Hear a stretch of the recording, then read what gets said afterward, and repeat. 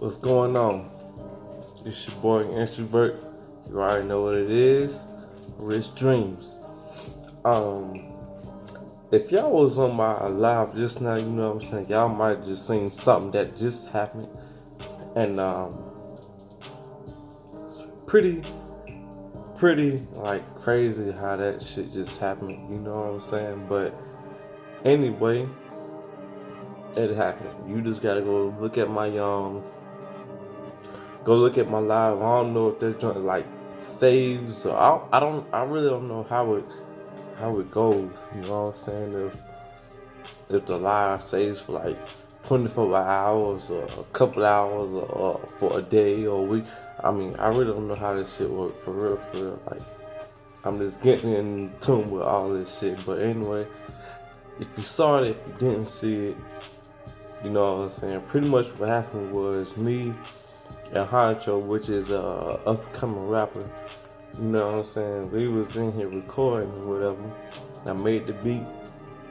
You know what I'm saying? He was really feeling this joint. Not this one I'm playing right now, if you hear it in the background. Not this one, but the one I was playing, he was like, yeah, he was feeling that one. So I was like, shit, well, goddamn, let me turn it up then. So, you know what I'm saying? You can really feel it, right? So I turned it up and he got dang him going off on live, rapping or whatever. Straight freestyle. He going off.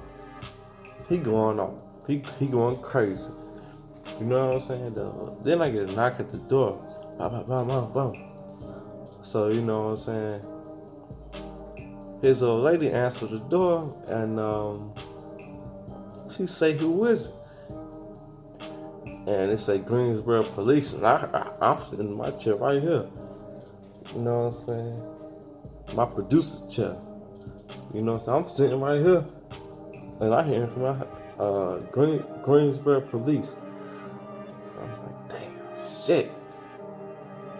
I already knew what it was. Either somebody had called one of my neighbors, like either from right there or right there, called and was like, you know what I'm saying, making too much noise with this shit. So now, you know what I'm saying, I ain't panicking nothing. I go up to the door, boom, open it up, you know, go on my live, you can hear everything we talked about, this, that, and the third. But now I'm looking at it in a good way. You like, for real, because he came out like, yo, I'm a rapper, this my rapper name, such and such and such. And I'm like, oh yeah, I'm a producer, I make the beats, such and such and such. And what happened was he was like, yeah, he said, I heard y'all from outside the door, it sounded pretty good. You know what I'm saying? The men both looked at each other like just real quick. Oh yeah, like, yeah, that's cool. You know what I'm saying? Like the cop, you know what I'm saying? Which he's a normal human being outside of his clothes, outside of his job. You know what I'm saying? So that's what I'm looking at too. He's a normal human being outside of this shit, but he still has a job to do and this, that, and the third. So, but when he said that, I was like, yeah, that's what's up. And so I don't know if me or him did wrong, but which I don't think we did. You know what I'm saying? Because he gave him his rapper name, and I gave him my producer name. You know what I'm saying? So it's like, I think that shit gonna like work out. Like, if anything happened, like don't worry about it, because it was all manifested. It was all a dream. You know what I'm saying? It was all a dream. So that shit gonna work out. We weren't doing it here nothing but just like recording, just trying to fulfill our dream. You know, he trying to fulfill his dream to be a rapper. That's what he wanted to be. I'm trying to fulfill my dream to be a producer, because that's what I want to be. You know what I'm saying? And so that shit was it had my heart thumping, but then, you know what I'm saying, with me, like, honestly running into the law a couple times here and there, you know what I'm saying, it's like how can I explain it? Running into the law here and there, especially if you got, you know what I'm saying, if you seen them one too many times more than you want to. Not saying I'm a bad person. Like just now. They just came knocking my crib because of the music. I ain't doing nothing bad. I'm just trying to fulfill my dream. You know what I'm saying? But this is one too many times that I done seen the motherfucker. Not that cop particularly, but just the law in general. So you know what I'm saying? So I guess I got to get me a crib, man. I gotta get me a crib, man, cause I only got one speaker, and this motherfucker blow. This speaker right here blow. Especially with this audio interface that I got. If I turn the speaker up, all the way up, the audio interface all the way up, and if I turn my computer up, then that shit will fucking blow. And then I can still tweak the back of my monitor, the studio monitor that I got the speaker. I can still EQ that shit in the back. So it's like if I really put all that shit just like on full go, that shit to have this shit waiting. But I know I gotta calm down because I just moved. Motherfucker ain't trying to get kicked out or no shit like that though. You know, but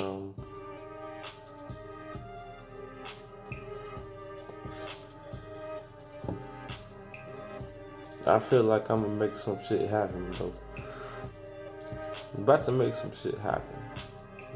You know what I'm saying? So I ain't got no choice. For real. I ain't got no damn choice but to make this shit happen. Like this beat right here playing in the background, I'm gonna turn this shit up all the way. It's something I made like a while back. Kinda like a week ago. And this shit go crazy. Like when you actually in here and you can actually hear my shit how it sound. Like when I turn shit up, you know, oh, you're an introvert made that. Yeah, introvert made that shit. So, but what they got me thinking about, because the nigga that rap, you know what I'm saying, he pretty much my neighbor, and he younger than me. You know what I'm saying? Cool guy. You know what I'm saying? He do his thing. You know what I'm saying? He motivated. He hungry. Like I'm hungry. But he got me thinking like when I was back in my younger days, like when I was in 11th grade, right? I lived in Atlanta. And I think it was called Hiram. Was it Hiram? Spring Garden or some shit like that. The little city or whatever. Hiram, Spring Garden, something. But anyway, I always had that hustle mentality in me, which is what I'm doing right now. As far as the beats going, like I'm always on doing some shit to like, cause I got to eat. You feel me? You know what I'm saying? I can only imagine if I just had like a child, how much I probably really go hard at it. But I'm trying to put myself in a position like I'm going hard now, as if I do got a son or a daughter. But anyway, back to the story. What I'm saying is, when I was in 11th grade, me and my mom, we was in Atlanta, Hiram, I think. No, Powder Springs. That's what it was called, Powder Springs. And so, I remember when I first got my hair cut, it might not have been the first time, my barber down there, it might have been like the second time. And I remember he was telling me he had jerseys for sale.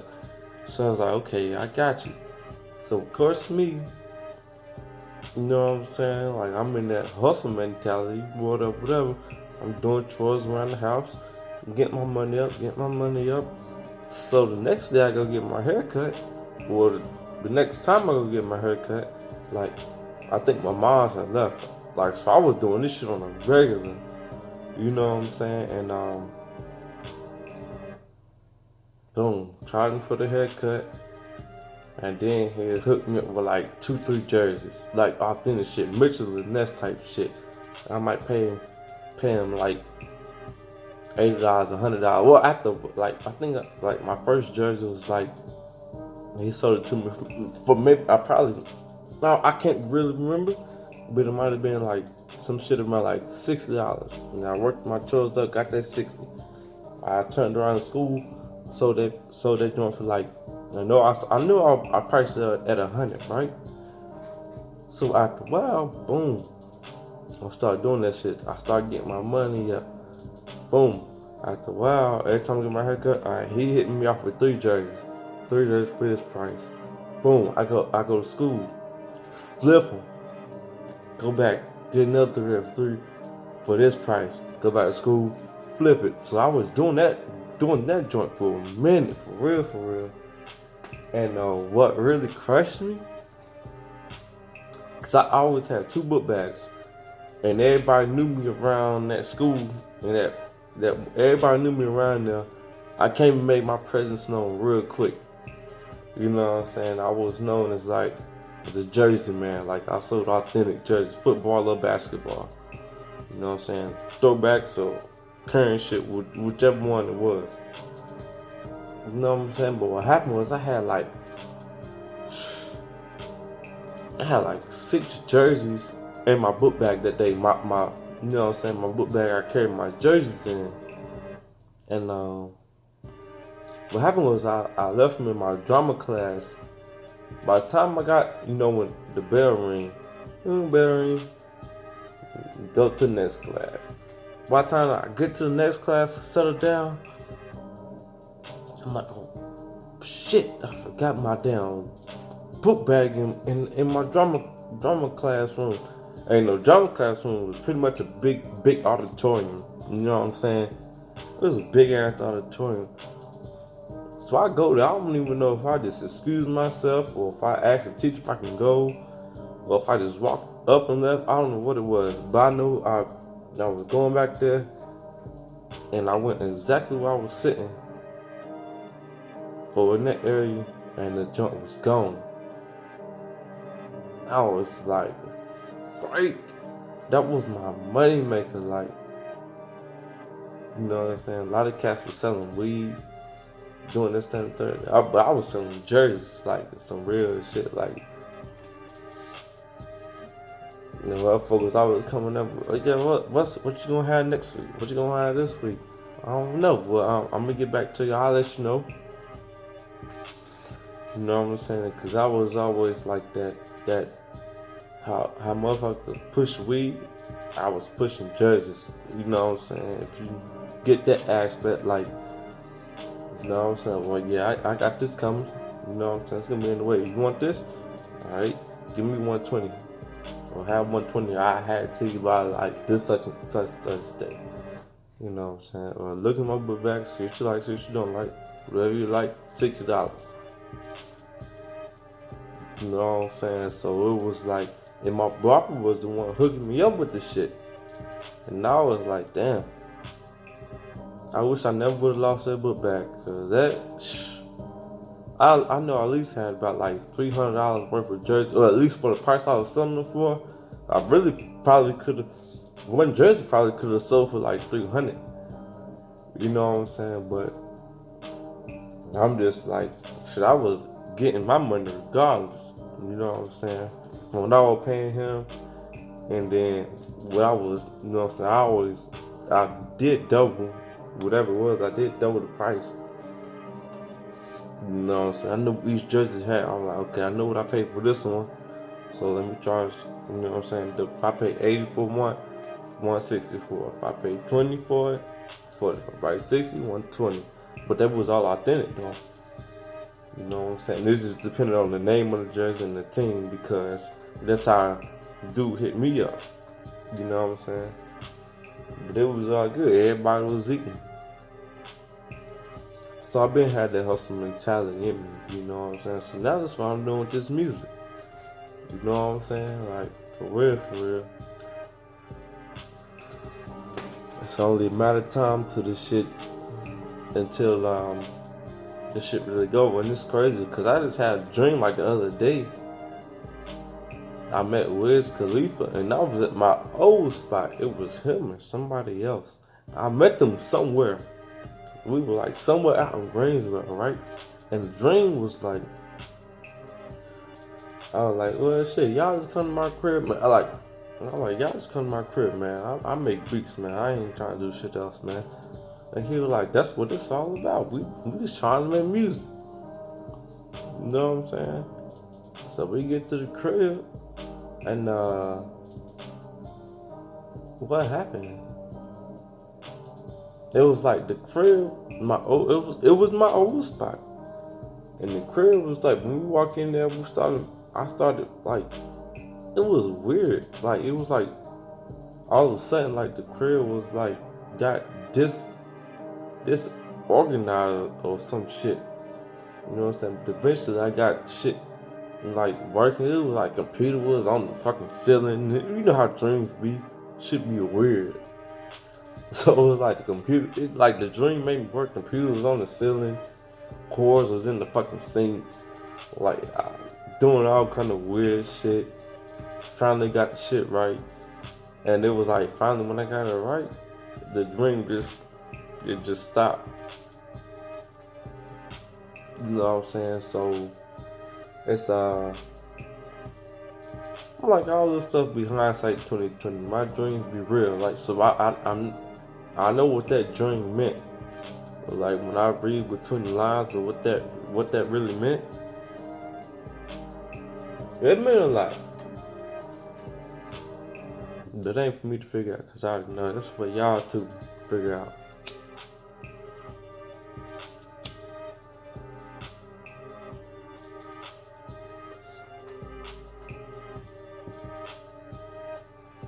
Three strings. Your boy introvert. Yeah.